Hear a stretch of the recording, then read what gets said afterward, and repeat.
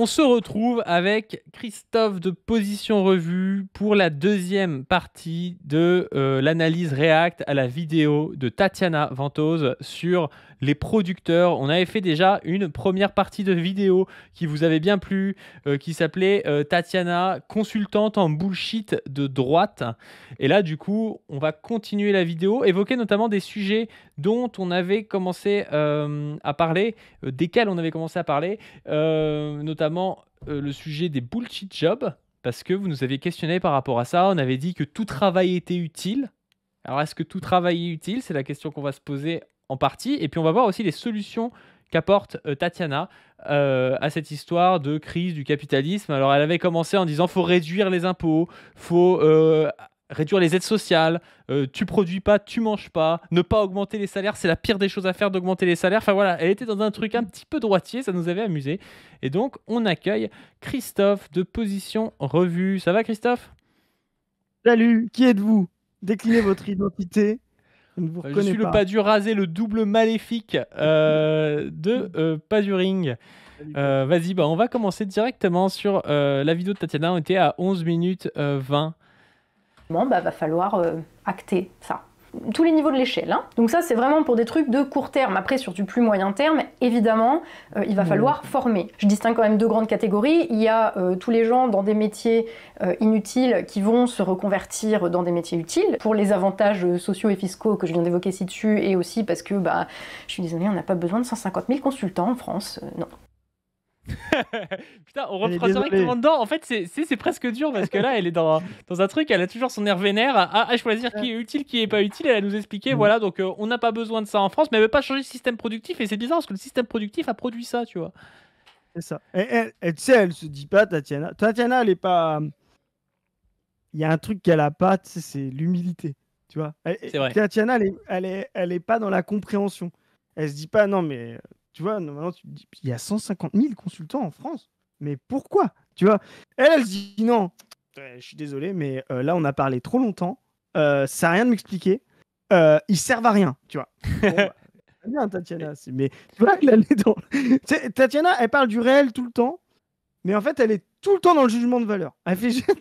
Normalement, tu sais, les gens positivistes, un peu, ils essayent de faire des jugements de fait, et puis après, des jugements de valeur, ils essayent de séparer les deux. C'est un peu quand même le début de l'intelligence, même si à la fin, on se rend compte que les deux ne sont pas séparés. Mais non, elle est dans le jugement de valeur complet. C'est nul, ça. Voilà. C'est là où tu vois qu'elle n'a pas non plus l'habitude des analyses comme ça. Dans n'importe quel domaine, quand tu commences à faire des dissertations, des trucs comme ça, qu'est-ce que tu fais? On te demande de fermer ta gueule sur ton jugement de valeur un temps pour questionner les termes, essayer de comprendre l'intérêt du sujet. Tu vois, si on te parle des consultants, elle va te dire « Ah c'est de la merde, ça sert à rien ». Tu vois, au lieu de dire « Je sais pas pourquoi il y a des consultants, c'est quoi l'historique des consultants ?» Tu sais, on en avait déjà parlé avec les crises et tout.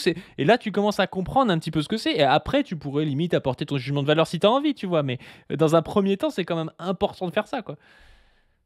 Ouais. Mais Tatiana, elle a dit non. C'est pour ça que je préfère Tabibian à Tatiana, tu vois. Parce que Tabibian, il a pas ce côté. Moi qui m'est un peu antipathique chez Tatiana, dans le sens, elle est toujours en train de juger, non, mais ça, c'est pas bien. Tu sais, il est un peu plus posé, tu vois, alors qu'ils étaient un peu ensemble, ils avaient écrit un bouquin ensemble, ils avaient essayé même de faire un truc politique ensemble, tu vois. Donc, au niveau du fond, même si elle a peut-être plus dérivé vers la droite que Tabibian, tu vois, au niveau du fond, ça se ressemblait, mais. C'est plus dur à écouter ce qu'elle dit parce que t'as l'impression qu'en fait, si tu penses pas comme elle, t'es un connard, alors qu'en plus, elle a pas creusé le sujet, quoi. Non, là, elle connaît les choses a priori. Tu vois, elle est dans l'anté-prédicatif, quoi. Il y a quelqu'un qui dit que ce qu'il dit, c'est pas très pertinent, mais que je suis super beau avec cette pilosité. Du coup, je trouve que c'est pertinent quand même de dire ça, tu vois. Ça joue. Ça joue. Voilà, pas possible. Donc pour tous les gens qui vont devoir se reconvertir, évidemment, il faut leur accorder des formations. Parce que tu mets pas les gens n'importe comment sans les former, même si c'est des... Ah mais non, là j'ai un contre-Kems. J'ai un contre-Kems ultime. Parce qu'elle veut accorder des formations aux gens. Mais formateur, c'est pas un métier de producteur. Non. Donc comment est-ce que tu fais? Ça veut dire qu'il faut financer des formateurs qui sont des métiers pas utiles, qui ne sont pas des métiers de producteurs, pour après avoir des producteurs. Là, je comprends plus rien. Ce qui est marrant, c'est que t'as toujours pareil, c'est elle qui décide qui va se reconvertir. Elle se dit pas, faut peut-être que j'ai une vraie formation. Tu vois ce que je veux dire? Et là, on pourrait interroger que moi, je peux comprendre. Nous, on n'est pas on n'est pas payé, c'est pas notre métier. Nous, on fait ça par distraction. Je le rappelle, hein, on Par fait ça par militantisme plaisir. aussi. Voilà, par militantisme, c'est une activité extra-professionnelle, voilà, le YouTube.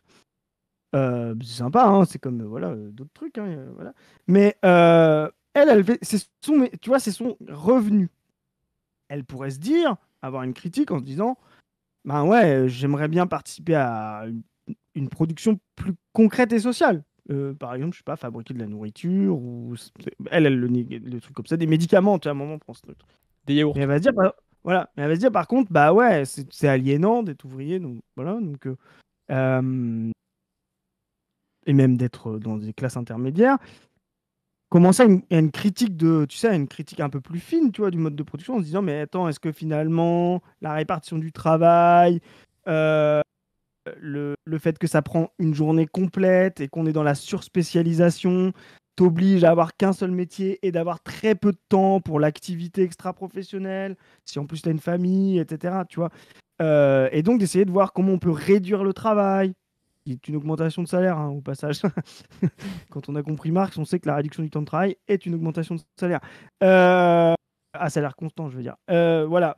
Tout ça, parce que Marx... Même sans avoir compris Marx, hein, si t'es payé plus sans faire plus, normalement, si t'es pas trop con, t'as compris que t'avais une augmentation de salaire. Tu vois, et du coup,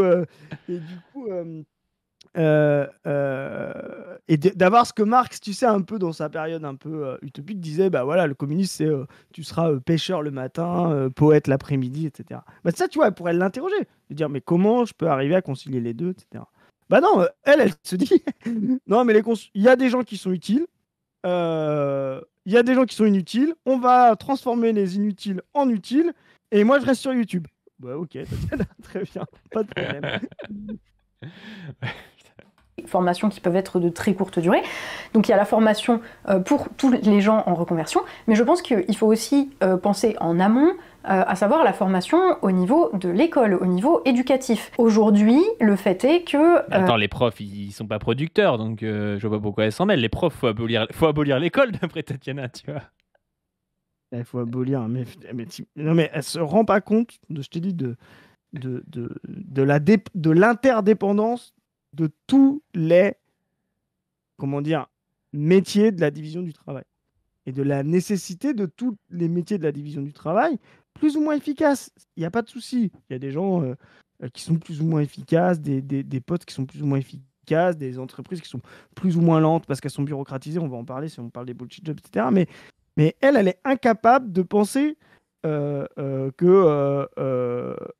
le système de production est un tout et que enlever une partie remettra en cause fondamentalement la seconde. Voilà.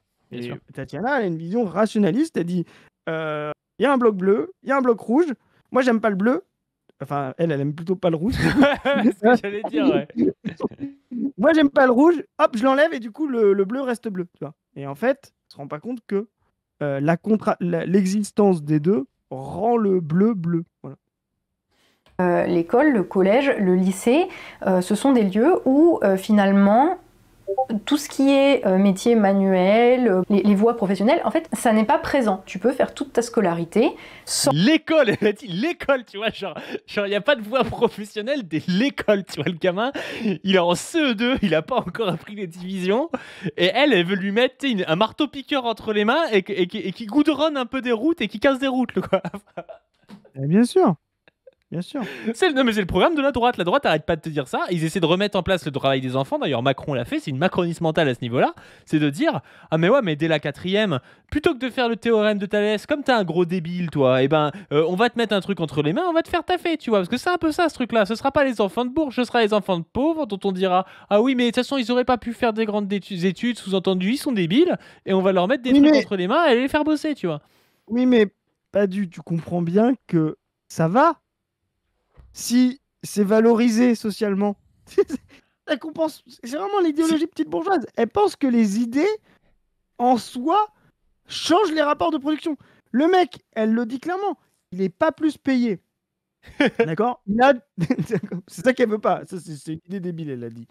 Il n'est pas plus payé. Il a des réductions d'impôts. Spoiler pour Tatiana, on vient de lui dire, les gens les moins payés ne payent pas d'impôts, hein, Tatiana. Donc, ça existe déjà. Ok. ce qu'elle dit, c'est faut juste faire en sorte de dire bravo, bravo maçon. Tu veux pas venir m'aider à brasser de la colle là, Tatiana là? Non, non, parce que j'ai une vidéo YouTube en préparation, mais j'aime beaucoup ce que tu fais et je trouve que vous êtes effectivement très utile à la société et que sans vous, on pourrait pas exister. Bah voilà, ça c'est Tatiana. Mais à la limite, ce qui est intéressant, c'est que les enfants qui bosseront à 12 ans pourront avoir des réductions d'impôts, tu vois. Et c'est le principal, c'est ça. Sans jamais avoir même vent de l'existence de métiers de production. Tu vois Ah ce non, que mais ça, alors ça, c'est pas vrai. Je suis désolé, quand t'es gamin, Mais tu oui. connais surtout les métiers où t'as des trucs dans les mains, tu vois. Mais bien sûr. Par Et exemple, d'ailleurs, moi, il y a t'as un métier que je trouve aucun trop gamin stylé. qui dit Il y a un métier que je trouve trop stylé, c'est orthophoniste, tu vois. Mais je m'en suis rendu compte quand j'étais adulte qu'orthophoniste, c'était stylé. Que c'était hyper intéressant et tout, tu vois. Jamais j'aurais fait orthophoniste parce qu'en fait, je connaissais même pas, tu vois. Par Et contre, surtout maçon et tout, je connaissais. mais les enfants, les enfants, ils connaissent que justement ce qu'ils peuvent se représenter concrètement. C'est le premier mode de pensée, tu vois.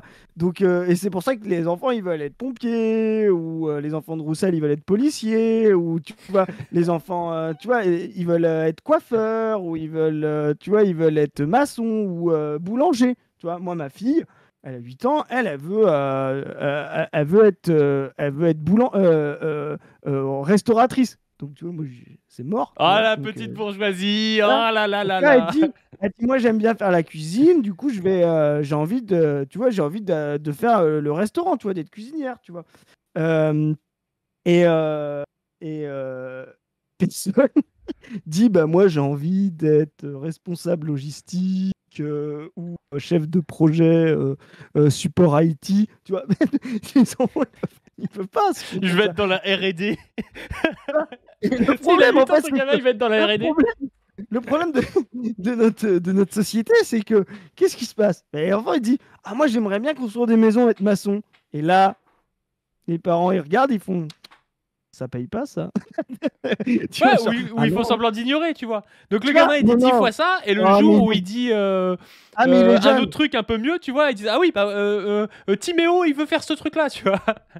Et tu vois, et du coup, en fait, Tatiana, elle dit juste, donc Tatiana, je sais pas si elle a des enfants, son truc à elle, c'est juste de dire, tu sais, elle est comme, elle est voilà, elle dit, dites à vos enfants, oui, c'est très bien, Marius, de faire maçon. Voilà, elle dit ça, il suffit de ça, et hop, c'est reparti, on a un souverainisme, tu vois.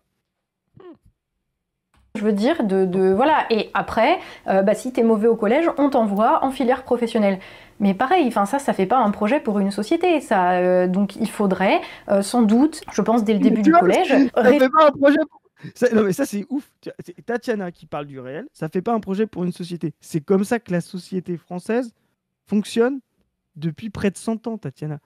Elle est en train elle est en train d'expliquer ce que Bourdieu, Bourdieu et Passeron ont expliqué dans les années 70, ce que Marx avait fait avant justement sur vendre sa force de travail, etc. C'est-à-dire le fait qu'effectivement, quand tu fais du travail de force manuel, etc., et non pas intellectuel, la séparation du travail manuel et intellectuel, tu vois, et que justement, l'école est un système central pour organiser cette division du travail, tu vois.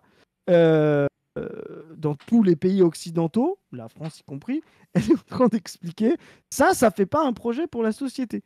T'es Tatiana, tu vois, il y a un système de production dont on peut remettre en question au nom d'une classe, tu vois. Nous, on va le faire au nom de la classe ouvrière. On va dire, oui, la société aujourd'hui croît techniquement, matériellement, intellectuellement aussi, mais sur l'exploitation d'une classe.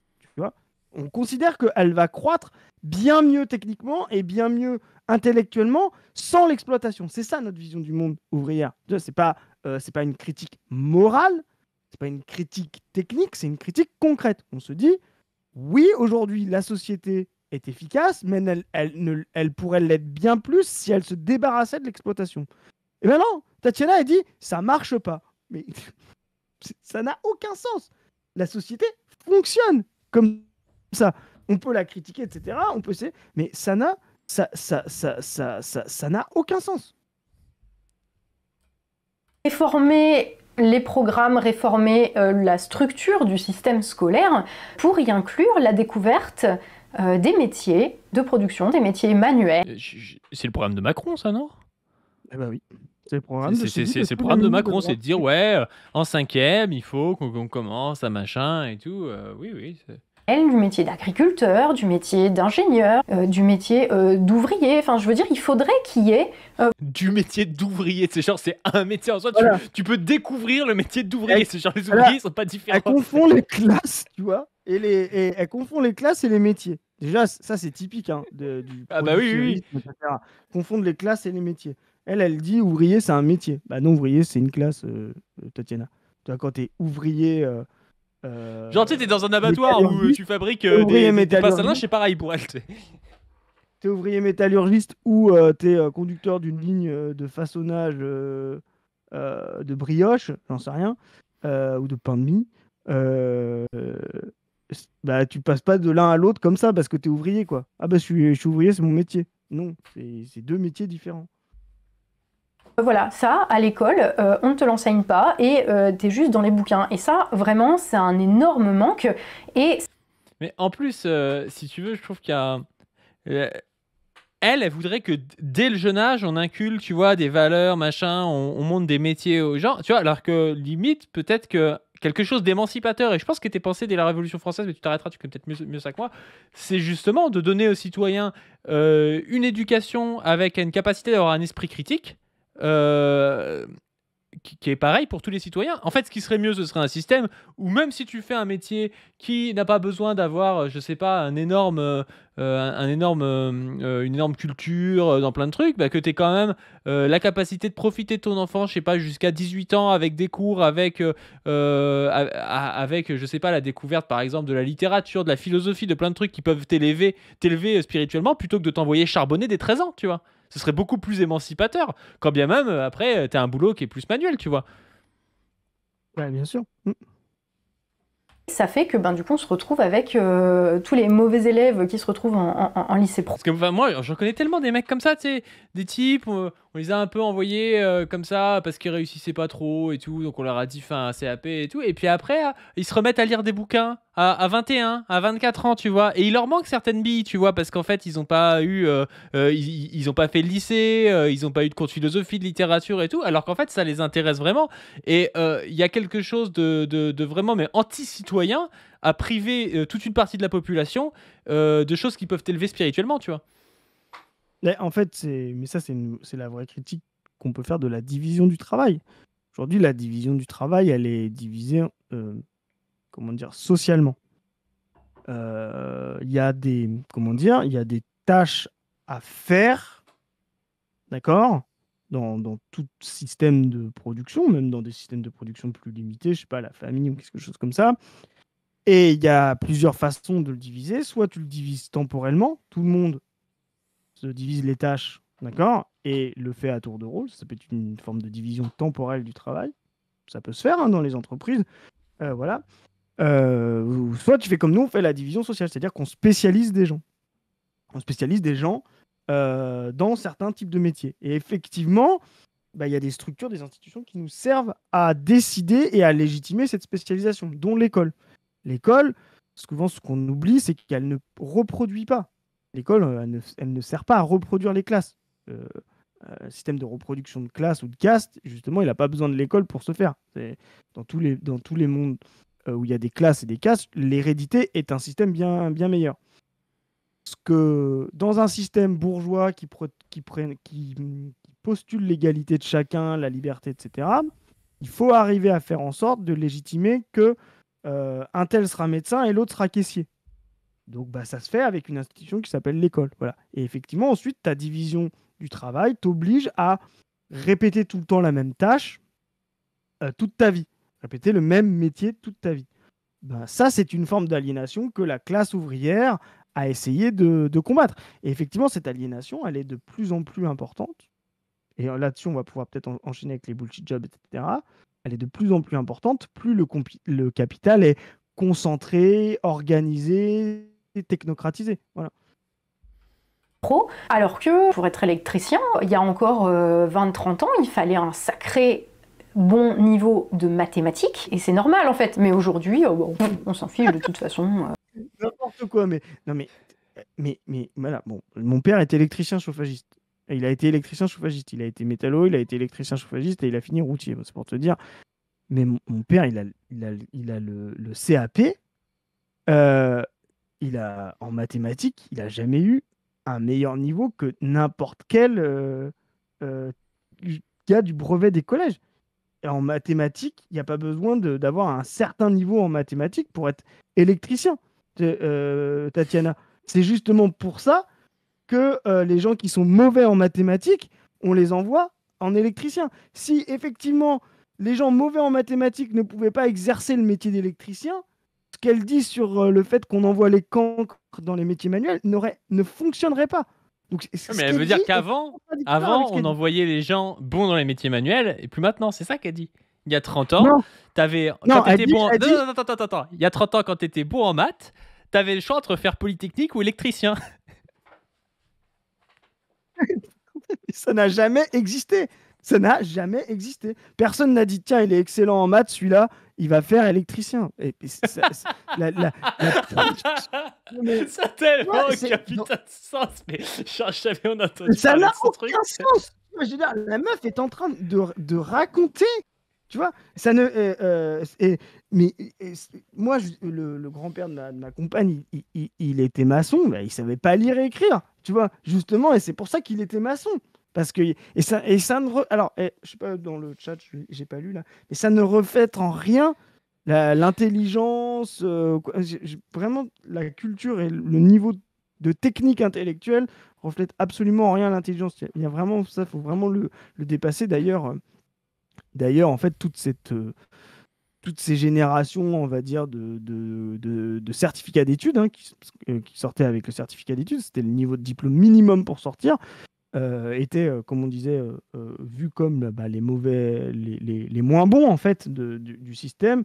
Il y en a plein qui ont créé des boîtes avec l'essor industriel, tu vois ce que je veux dire, l'essor de la production et de la consommation, qui ont créé des boîtes, qui sont devenus chefs d'entreprise, etc. Donc ça reflète en rien. Mais l'idée qu'il y a 30 ans, les gens bons en maths, on leur disait « Ah, tu sais que tu peux être électricien ?» et que maintenant on leur dit les jambons en maths, on leur dit surtout ne fais pas électricien, mais c'est un délire. Franchement, c'est un délire. Elle confond peut-être avec l'électronique, je sais pas. Et même électronicien ou automaticien, je veux dire, c'est à la rigueur, t'es bon en logique, mais rien à voir avec les mathématiques. Et d'ailleurs, je pense qu'elle confond la logique et les mathématiques, mais c'est un autre sujet. Même les filières professionnelles, de toute façon, maintenant, c'est de plus en plus orienté vers des métiers qui sont des métiers de service et non plus des métiers de production. Donc, qu'est-ce que vous voulez que je vous dise?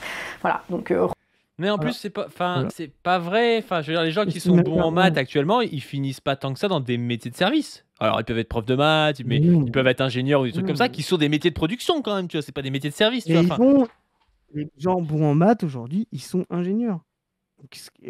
Et pour elle, ingénieur, c'est un métier de producteur. Mais faut vraiment être jamais allé dans une usine pour croire que l'ingénieur, il produit un truc. L'ingénieur, il fait partie d'un ensemble de production dans la division du travail d'une entreprise. L'ingénieur, il va pas sur la ligne prendre le carton et le mettre sur la palette.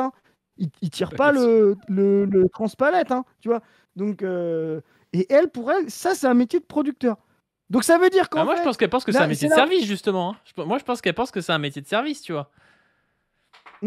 Mais en fait, c'est que c'est un métier qui est ni un métier de service, ni un métier de producteur au sens il a les mains dans le cambouis. C'est un métier de producteur au sens large. C'est un gars qui participe à la production, mais c'est pas un service tertiaire en mode...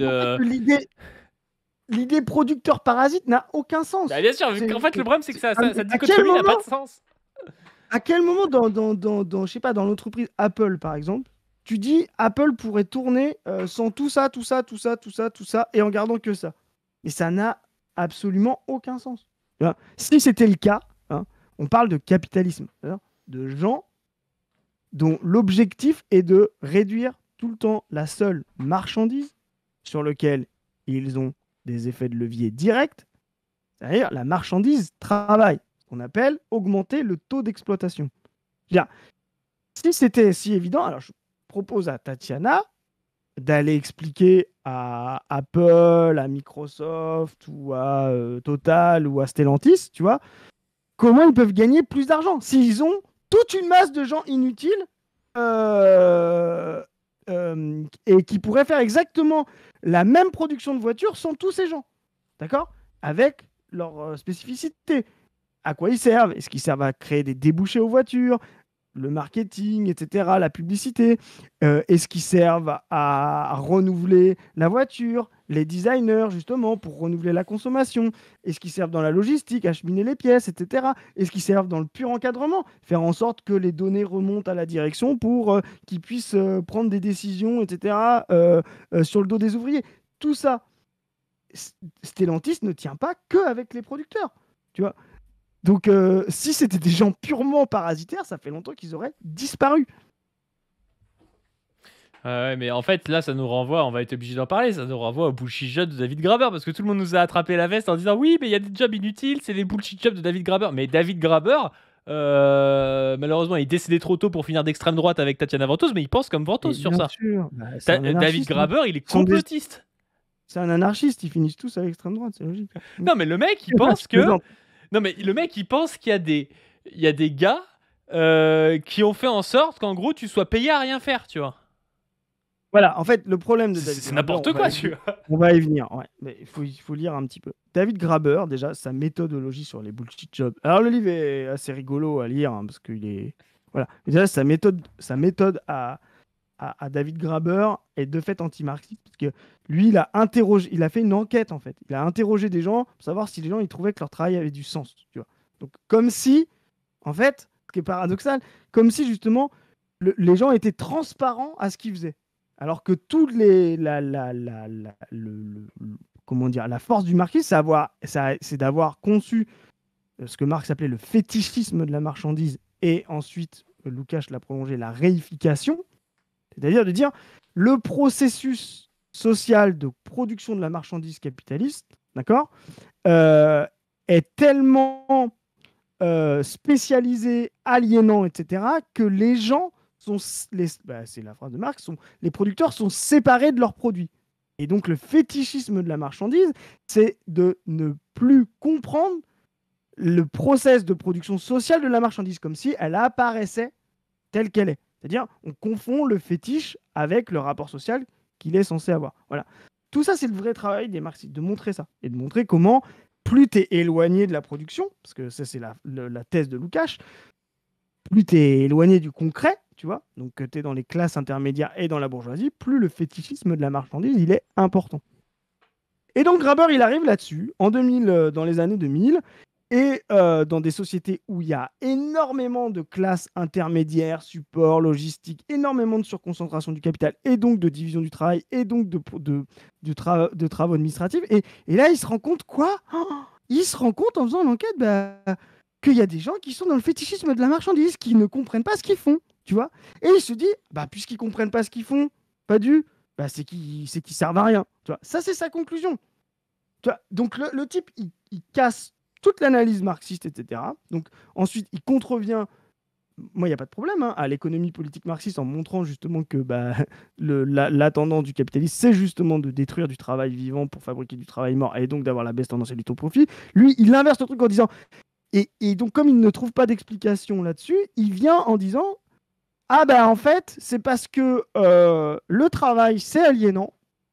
Et donc, on invente du travail, les dominants inventent du travail inutile pour pouvoir nous obliger à travailler et nous, comment dire, et nous aliéner. Voilà. Donc, il faut se rendre compte. Hein. Donc, ça veut dire que, bon, toute la massification du chômage de masse dans la phase néolibérale, on s'en bat les couilles. Toutes les logiques de loi économique marxiste, on s'en bat les couilles. Tous les travaux sur la réification, on s'en bat les couilles. Il y a des bullshit jobs, des boulots qui servent à rien, mais qui sont produits par des dominants qui veulent juste nous occuper pour nous forcer à travailler. Bon, c'est un discours qui tient pas la route. Mais c'est un discours complotiste, putain. Et qui est un discours putain de complotiste, quoi. Voilà. Non Donc, mais attends, graveur, le mec je vous dis, t'explique. c'est Les un entreprises, type pas sérieux. elles pourraient avoir, tu sais, elles pourraient avoir moins d'employés.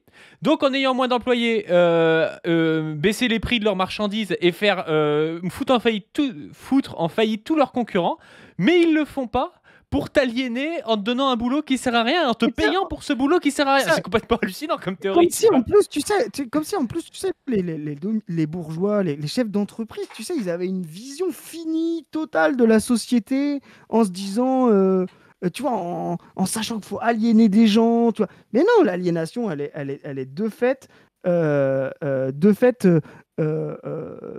par des gens non conscients de leur processus. Ce qui arrive aujourd'hui, en fait, voilà, pourquoi il y a des bullshit jobs qui sont. Alors, et c'est ça qu'il faut comprendre qui sont peut-être bullshit pour Tatiana, bullshit pour X ou Y avec des jugements de valeur, c'est ça Ou qu'on même essaie pour la de dire. personne qui le fait. Même pour la personne qui le fait, tu vois. Ça, c'est pas le problème. Mais qui ont un intérêt dans le process de production généralisé. C'est ça qu'il faut comprendre. Le consultant, les boîtes qui font appel à du consulting, elles le font pas parce qu'elles se disent Marie-Françoise, la directrice financière. Marie-Françoise, là, on a trop d'argent là en excédent brut d'exploitation là. On a fait trop de thunes cette année. On pourrait pas prendre 2-3 consultants histoire d'aliéner un peu des mecs parce que là, du coup, on va vraiment trop se gaver. Hein. Tu vois, ça n'a aucun sens. Tu vois, ça n'a aucun sens. Si les gens aujourd'hui, je l'ai dit la dernière fois, prennent des types pour faire des PowerPoint, des tableaux Excel, etc. C'est parce qu'ils sont dans la baisse tendancielle du taux de profit. C'est qu'ils essayent de trouver des solutions qu'ils n'ont pas en interne, ou des idées qu'ils n'ont pas chez eux, etc. C'est aussi ce qu'il faut bien comprendre, la tendance généralisée aussi du capitalisme. Comme il est concurrentiel et que le but d'être comment dire, des capitalistes pour pouvoir gagner de l'argent, c'est d'être en avance sur le concurrent, etc. Eh ben, il leur faut des spécialistes, des mecs qui leur disent les tendances du marché, les nouvelles machines qu'il va falloir mettre en place, etc.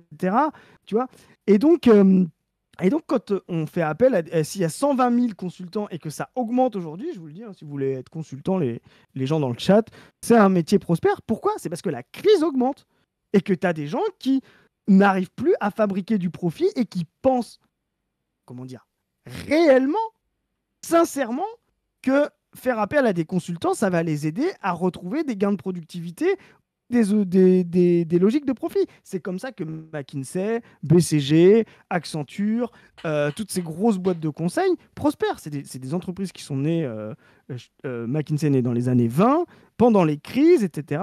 On grossit pendant les crises, etc. Et ils servent justement à maximiser le taux de profit. Alors, clairement, ça marche presque jamais.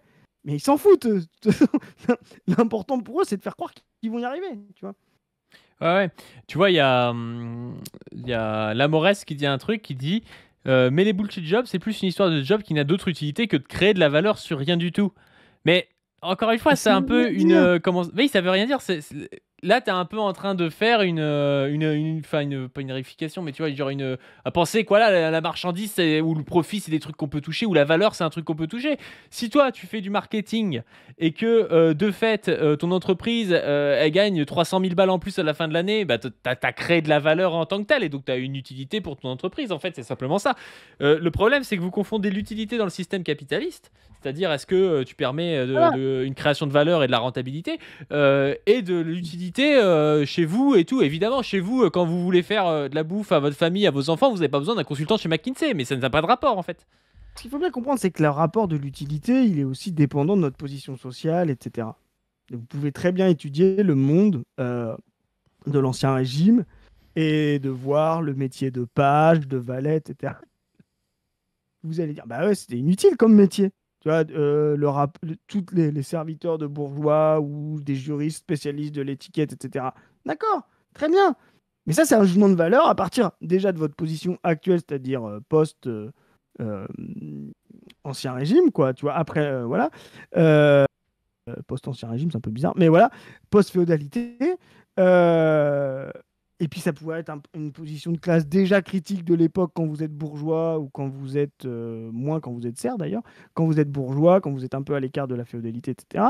Mais ça a une utilité concrète dans la totalité de la production. Donc effectivement, c'est ça qu'on veut dire. Moi aussi, je suis pour... nous, on est communistes. Comme on considère que il ne faut plus que la société soit guidée par l'accumulation du capital et par la production infinie de valeurs, d'échanges et de travail abstrait, et ben effectivement, le communiste doit mettre à bas le métier de consultant, puisque ce métier Évidemment. n'existe que par la volonté de fabriquer du surprofit. Donc effectivement, quand tu abolis le surprofit, Mais quand tu abolis le marché, oui, tu abolis le marketing en quelque sorte, tu vois. Mais moi, je suis pour l'abolition du marché, je suis pour l'abolition de la monnaie, etc. On pourra faire une... Voilà. Mais c'est une conséquence. C'est que ce qu'il faut, c'est s'attaquer au mode de production. Si demain, tu abolis les consultants, tu ne remets pas en question l'exploitation. Donc, il ne faut pas confondre. C'est pas parce que quand tu abolis une conséquence, tu n'abolis pas la cause. Quand tu vois, abolis c'est en ça d'ailleurs, quand on dit que le mode de production communiste, il est plus efficient, c'est justement pour ça. Elle prend souvent cet exemple-là, Dr Zoé, en disant que la sécurité sociale a 3 à 4% de frais de dossier et les assurances privées 21%. Mais c'est justement ça, c'est parce que t'as pas besoin de consultants pour dire regardez, vous pouvez vous faire opérer de la hanche dans votre centre hospitalier public. Tu vois, tout le monde le sait en fait, parce qu'en fait, il y a une sorte de. Il y a qu'un seul acteur et vous pouvez vous faire rembourser de ce truc-là. Je veux dire, c'est communément admis. Il n'y a pas besoin de payer un marketeur pour te dire que telle assurance elle est meilleure, de payer un consultant pour essayer de je sais pas trop quoi, pressuriser les gens dans le système. Hospitalier ou des trucs du genre, même si on le fait aujourd'hui parce qu'on essaie d'être en concurrence avec le privé, mais tu vois le truc. Justement, le communisme, c'est l'abolition des marketeurs, l'abolition des consultants et tout ça, parce que c'est l'abolition du marché en fait, et c'est l'abolition du surprofit, de la propriété privée et tout ça.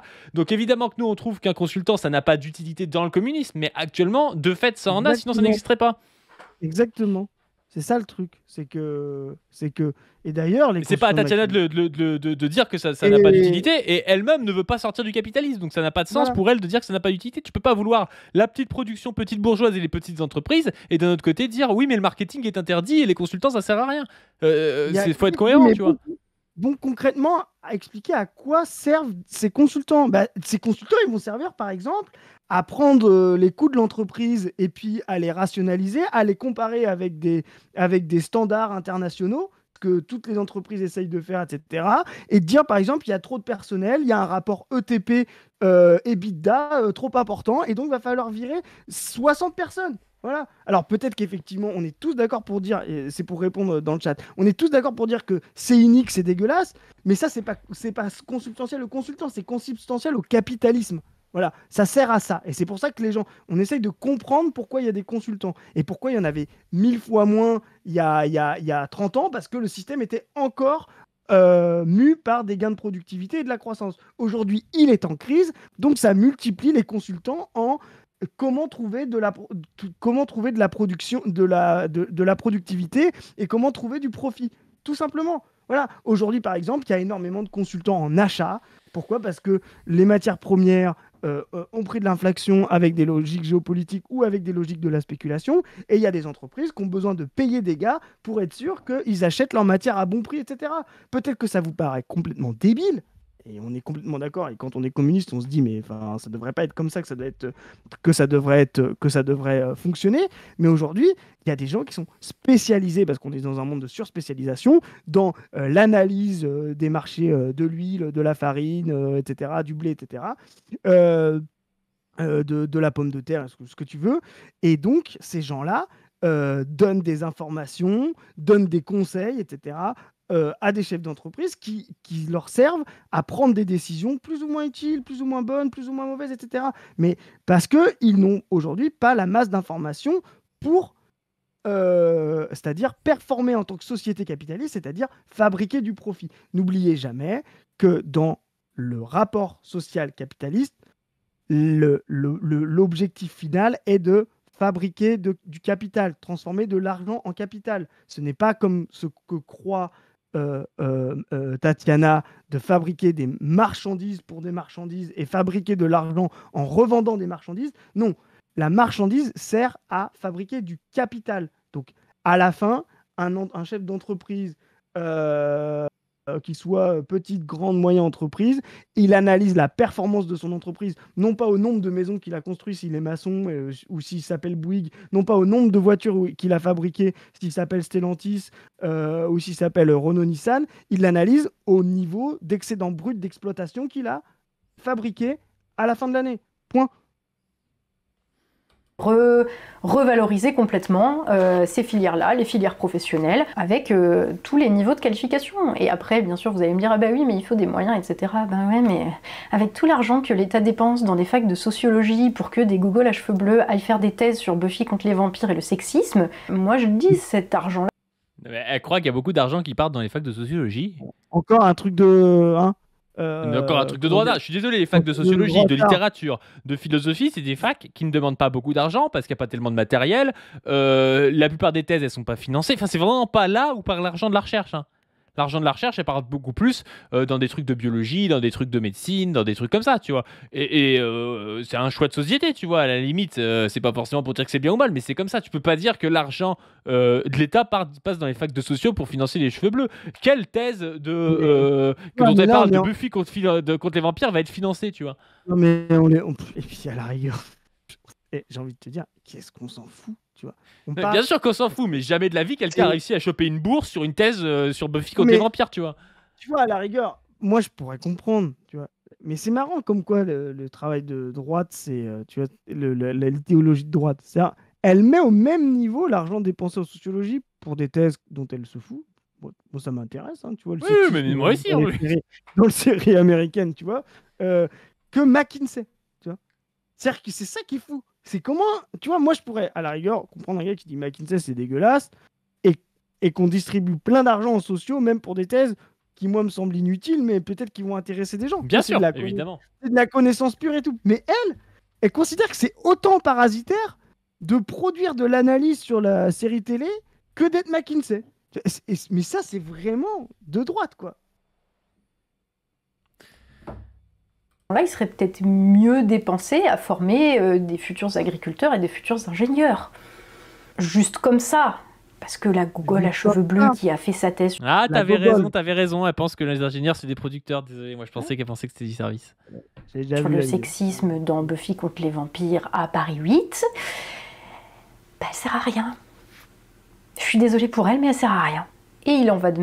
Oh là là, désolé. Elle sert, elle fait des thèses sur des trucs de merde sur Internet, et ça moi, sert. Je vais demander... Tu sais, elle a fait cette vidéo pour répondre à une question d'un internaute. Moi, sincèrement, Tatiana, je pense qu'essayer de lui demander ça, les gens du chat, on lui demande vraiment qu'elle fasse une vidéo sur elle, à quoi elle sert. Qu'elle essaye de nous convaincre, Tatiana, à quoi elle sert, elle. Moi, je veux juste savoir. Ok, j'ai bien compris la logique de Tatiana. Elle pense que la gogole à cheveux bleus, la violence, tu vois, du truc, tu vois, elle sert à rien. Donc, pour ceux qui n'ont pas vu la partie 1, donc ça veut dire qu'elle doit mourir, hein, je rappelle.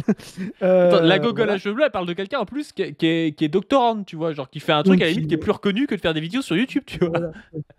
T'as tous les clichetons de droite, enfin bon, bref, voilà. Non mais voilà, donc je pose la question, clairement. Moi, j'ai pas compris. Moi, je suis comme toi, Tatiana, face à la gogole à cheveux bleus, que t'appelles comme ça. Toi, tu n'as pas compris à quoi elle servait. Moi, j'ai pas compris à quoi tu servais, Tatiana. Est-ce que tu peux faire au moins 20 minutes de vidéo pour nous expliquer en quoi toi, tu es une productrice et que tu es utile et que dans ton monde, tu vas continuer de faire des YouTube, tu vois. Et juste une vidéo là-dessus, si vous pouvez lui demander, vous aussi les gens, à quoi tu sers, Tatiana. Voilà, moi, je demande juste qu'elle réponde à ça. Et il y a quelqu'un dans le chat qui met, Dabeldi, qui met bloqué en 2013 avec les cheveux bleus. En plus, c'est vrai que c'est un vieux truc d'américanoïde, ça, de penser que les gauchistes ont des cheveux bleus. Film de merde de Keshish, comme d'habitude, La vie d'Adèle. Bon, déjà qu'on doit faire un débat avec Antoine Goya et toi sur faut-il cancel Bégodeau. On va finir par faire un débat sur Keshish entre Antoine Goya et toi, et tu vas voir. Il n'y a pas de problème, il n'y a pas de souci. Je suis à l'aise. Mais voilà. Et on se rappellera que cette merde de Keshish a permis aux droitards de s'inventer ce truc à cheveux bleus, quoi. Ah, ça prend les paris. Goya va tuer PR. Ok, les fans de. Comment il s'appelle là Saint-Antoine là Non, comment il s'appelait là Saint-André je vous prévois le même combat. Saint-Denis. Saint-Denis, voilà. Benoît Saint-Denis. Je vous prévois. Goya, c'est votre Benoît Saint-Denis. Je vous prévois la même chose. Même pour les écoles de commerce. Hein. Enfin, je veux dire, les parents déboursent des sommes astronomiques. L'État subventionne via des sommes astronomiques des écoles de commerce qui forment littéralement des parasites. À quoi ça sert en fait? Tu vois ce que je veux dire? Cet argent-là, ça peut être totalement réorienté vers la formation, vers l'innovation. Alors, si tu veux réorienter l'argent que les gens... On dirait Agnès Pannier-Runacher. Vers la formation, vers l'innovation, vers la magie. Ouais, et puis tu vois, genre, elle dit oui, les parents dépensent. C'est vrai que c'est de l'argent privé souvent, tu vois, qui va venir être dépensé pour financer des formations d'écoles de commerce et tout. Et elle dit, bah cet argent, il va être redirigé, tu vois. Je suis désolé, je croyais qu'elle était contre l'impôt, tu vois. Enfin, comment tu rediriges l'argent qui part dans les écoles de commerce si tu fais pas d'impôt? Et puis c'est surtout, tu vois, l'économie politique de Tatiana, c'est de dire tout ce qui est argent, ça vient de la production, donc c'est pris sur les producteurs, et donc ça sert à financer des parasites. Et là, elle dit, bah non, en fait, il faut continuer de prendre de l'argent sur les producteurs pour refinancer les producteurs ou les producteurs en devenir. Non, ça n'a aucun sens.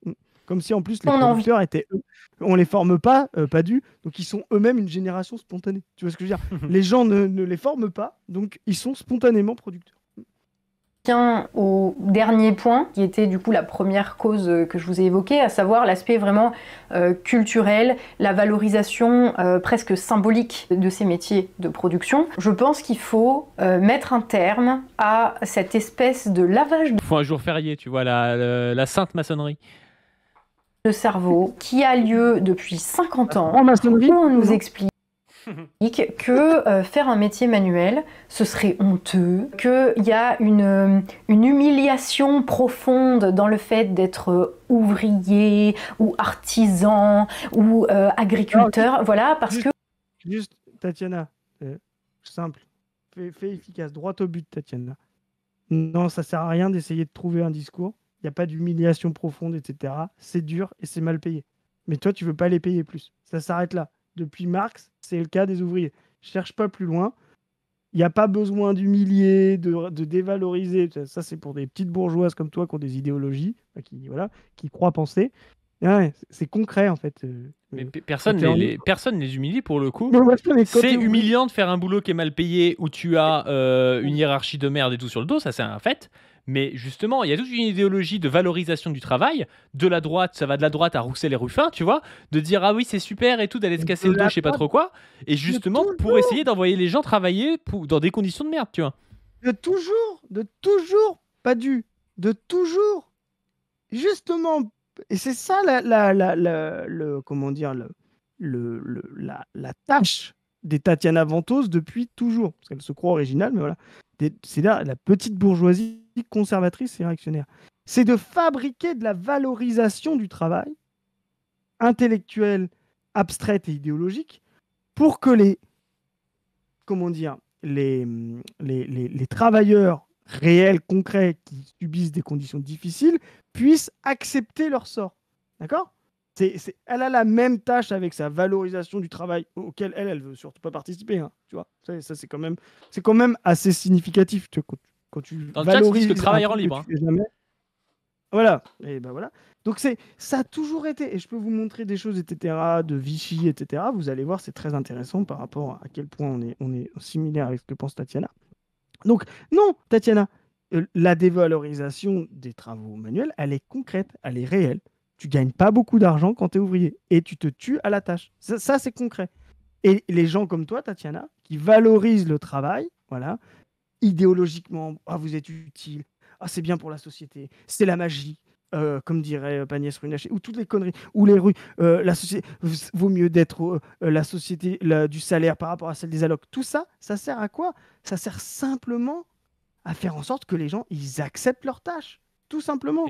Et j'ai envie de dire, il y a exactement l'inverse pour les boulots un petit peu mieux classés socialement, c'est-à-dire que je pense que dans la société, les gens qui font une école de commerce sont très mal vus. Mais ils le font pourquoi? Parce que tu gagnes bien ta vie ou tu penses que tu vas bien gagner ta vie au moins, parce que je suis pas sûr que ce soit le cas pour tous, Regardez, tu vois. j'ai Mais vraiment- si tu fais des boulots de consultant et tout, alors que la réalité, c'est quand même dans la société, c'est plus mal vu d'être un consultant que d'être un boulanger, hein.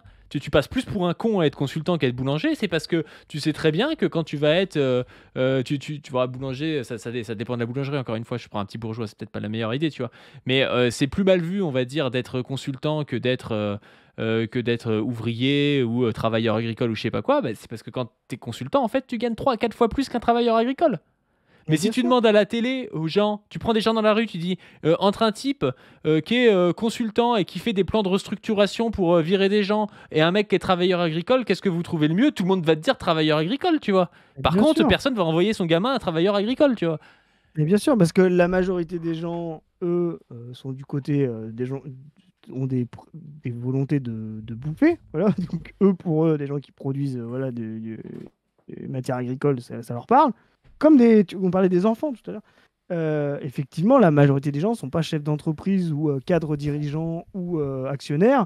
Et donc, effectivement, un consultant qui essaye d'optimiser le rendement ou de baisser le nombre de TP par rapport à l'EBE, ça leur parle pas, tu vois, tout simplement. Sauf que le problème, c'est que ça a beau ne pas leur parler, le mode de production est organisé autour de ça. Donc,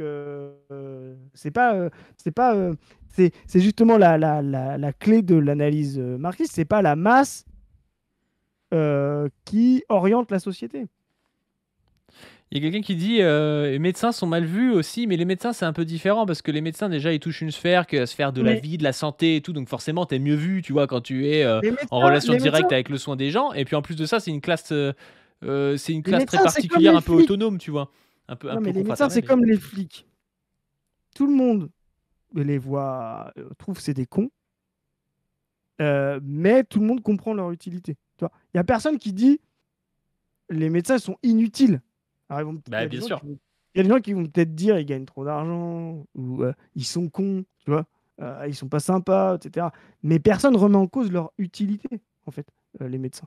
Euh, et d'ailleurs, Graber bute sur ce truc-là. Il dit bah ouais, plus on est en haut dans l'échelle sociale, plus on gagne d'argent, même si on est inutile, sauf médecin.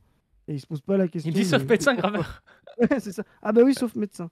Et il y a Ortega du Voyageur qui dit mais je trouve qu'ils ont perdu en crédibilité. Mais je pense que les médecins ont perdu en crédibilité aussi parce que des fois ils sont euh, je pense qu'ils sont vus comme proches du pouvoir politique.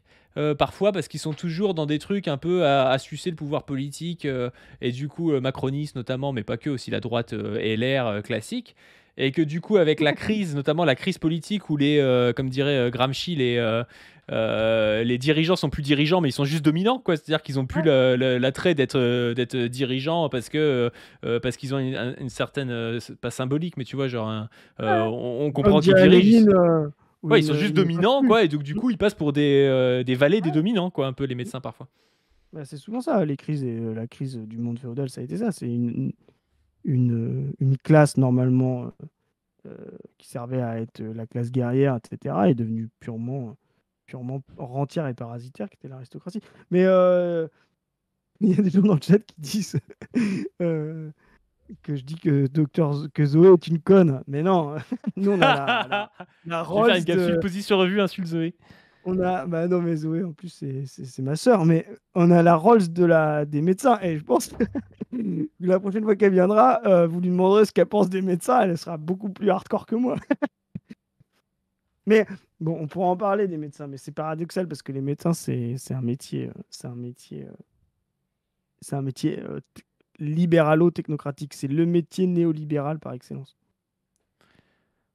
On vaudrait mieux que ça. Je pense qu'au contraire, on ne vaut pas mieux que de manger, d'avoir des toits au-dessus de la tête et de quoi se chauffer et des médicaments. Et voilà, on ne vaut pas mieux que de vivre. Tu vois ce que on ne vaut pas mieux On que ne les gens vaut qui pas littéralement mieux. nous permettent de vivre. C'est moitié nazi, hein, comme truc. Hein. On ne vaut pas mieux que de vivre. C'est, ouais, en fait, t'as des. Enfin. Voilà, si t'as Ouais. des toilettes, un toit et que t'as 16 degrés chez toi et de la mie de pain, bah tu devrais déjà être content. C'est un peu ça le truc, tu vois. Enfin, Tu vois, vraiment, l'émancipation chez Tatiana, c'est vraiment une vue très lointaine. Donc ne vaut pas vraiment, mieux il que faut de en vivre. finir On avec dirait, le modèle. j'espère qu'elle va, dans son petit truc boutiquier, qu'elle va faire des t-shirts. On ne vaut pas Mais tu mieux sais, que de on vivre. ne vaut pas mieux que de vivre. On croirait une phrase d'un philosophe sombre, genre Heidegger, Ouais, tu sais, ouais, c'est ça. Oh, et franchement, elle se rend compte de ce qu'elle dit. Moi, elle me fait de la peine. ou Nietzsche. Oh là, ou Nietzsche, quoi. Même genre de tocard. Culturel qui promeut l'oisiveté, la fainéantise, le fait de faire travailler son argent, voilà. Mais l'argent, il travaille. Ça, c'est vrai qu'il suffit de voir une campagne présidentielle, tu vois, pour comprendre que tout le spectre politique, Padu dit, personne ne parle de le travail c'est bien, faut travailler, faut se réaliser par le travail. Tout le monde dit élisez-moi car les travailleurs c'est vraiment de la merde, faites de la thune. Tu vois ce que je veux Faut dire? être actionnaire, ouais. Faut être actionnaire, mais tout le spectre politique, même Mélenchon dans un certain sens, tu vois ce que je veux dire, vend que la richesse ça se fait par le travail. Personne Mais ne bien dit. sûr, bien sûr. Mais, Mais et en regarde, plus de ça, elle suce Sandrine Rousseau. les petits entrepreneurs. Je suis désolé, eux aussi. C'est typiquement l'idéologie des petits entrepreneurs, c'est d'acheter un locatif, de faire travailler son argent aussi, tu vois. Et Sandrine Rousseau elle s'est fait tomber dessus quand elle a reparlé de Paul Lafargue, le droit à la paresse, tu sais, face à Roussel. Mais toute la droite, les droits tardés, etc. Il n'y a pas en France d'offres politiques et de débouchés politiques et même de masse sociale politique qui dit, mais surtout, oh là là, vous en êtes encore à travailler, vous en êtes encore à être salarié. Mais putain, mais arrêtez de faire ça, quoi. Faites des PEA, les gars. Ouvrez des plans d'action, bordel. Soyez sérieux. Ça, c'est le discours. Il n'y a que des coachs internet en crypto-monnaie et les mecs comme le Raptor qui pensent ça, tu vois. C'est absolument pas un discours hégémonique, n'importe quoi, tu vois. Pas, en fait. C'est quelqu'un qui travaille pour produire la richesse sur laquelle, après, il y a éventuellement de la spéculation. Si les usines, elles sont pas ici, c'est parce qu'elles sont en Chine. Donc c'est pas l'argent qui travaille, c'est les enfants chinois ou les Ouïghours. Mais c'est pas l'argent. Parce que les Ouïghours, c'est pas des Chinois. Intéressant, Pourquoi différencier les enfants chinois des Ouïghours? C'était l'instant Glucksmann, tu sais, de taper sur la Chine ça, en citant les Ouïghours. Mais, non, ouais, c'est ça qui est drôle. Tu as dit, c'est pas l'argent qui travaille. Regardez, c'est parce que les usines sont en Chine. Mais oui, Tatiana, mais tu fais pas le lien que à un moment donné, si on a délocalisé en Chine, c'était justement pour faire encore baisser le prix de la marchandise travail et donc de transformer de l'argent en capital. C'est con, hein, parce que ça reste juste l'explication la plus opératoire pour comprendre pourquoi les usines elles sont en Chine aujourd'hui. Tout seul, par le truchement de l'opération magique du Saint-Esprit, qui crée de la richesse, en fait. La richesse, c'est avant tout ce dont on a besoin. Et ce dont on a besoin, c'est d'abord de manger et d'être chauffé et d'être... La richesse, c'est avant tout ce dont on a besoin. Mais tu sais, il y a quelqu'un qui disait ça tout à l'heure. Elle n'a pas écrit de script, là. Elle dit des trucs au pif, avec des définitions au pif et tout. Et je crois qu'elle le fait. Mais ça, c'est Tatiana. Tatiana, elle croit que, tu vois, hop, il suffit qu'elle parle pour être brillante. C'est logé. C'est l'essentiel, c'est horrible. Parce qu'on est dans une société aujourd'hui où il We live in a society. faut rappeler à quel point c'est essentiel de produire. T'inquiète que les Chinois, les Russes, les Brésiliens, ils s'en rappellent tous. Hein. Il n'y a que nous qui avons cru et nos... Ah ouais, donc les BRICS, ils sont dans le capitalisme, ils se rappellent qu'il faut travailler, mais par contre, les atlantistes, la France, les États-Unis, tout, ils n'ont pas compris qu'il fallait travailler, en fait, tu vois. Non, ils n'avaient pas compris. Ils savent pas regarder la masse salariale dans leur bilan d'exploitation. Aussi, d'ailleurs, on cru au mensonge qu'on nous vend depuis 50 ans, à savoir qu'on vaut mieux que la production. Ça, c'est le truc qu'ils nous ont raconté. Hein, vous valez mieux que la production, vous allez tous travailler dans des métiers de service, des métiers de bureau, etc. Vous valez mieux que ça. Qui a dit ça? On veut mieux que la production. Vous inquiétez pas, c'est les Chinois qui vont produire à votre place, mais on en est arrivé au point où tout le monde a oublié, en fait, qu'il y a... Mais en fait, elle critique des trucs qui sont mais vraiment hégémoniques. ni à droite ni à gauche, personne ne défend le fait de faire travailler les Chinois à notre place, tu vois. Même s'il y en a qui, de fait, ferment les yeux sur les délocalisations, leur discours, ça restera toujours de dire mais non, mais en fait, j'ai essayé de sauver, mais vous comprenez, j'ai pas pu. Jamais ils vont dire ouais, c'est trop bien, on délocalise tout en Chine, tu vois. C'est grave. Il y a quand même des gens qui les produisent, les trucs. La meuf, elle croit réellement que les gens sont partis en Chine pour des raisons de... Moi, je veux dire, ils sont partis pour des raisons de valeur. Valeur concrète. Valeur, enfin, tu vois, le sens de la valeur d'échange. Elle pense que c'est pour des raisons de valeur. Tu vois, les gens se sont levés un matin, ils se sont dit, non, la production, c'est détestable. Partons, envoyons faire le travail ailleurs, soyons des oisifs en Occident, tu vois. Mais les gens... Va dire aux gens qui sont employés chez Stellantis, je pense que j'ai avec Stellantis, c'est le salon de l'auto en ce moment, mais tu vois, chez Stellantis, que en fait, ils sont des oisifs parce qu'ils mettent pas directement le boulon de la voiture. Tu vois. Bon, déjà, il y a l'automatisation là-dedans, etc., ce qu'elle a oublié, mais les gens, ils sont pas oisifs. Les gens qui commandent des pièces, les gens qui s'occupent de faire le transit, etc. Même les gens qui sont designers au marketing, qui sont pas oisifs, ça n'a aucun sens.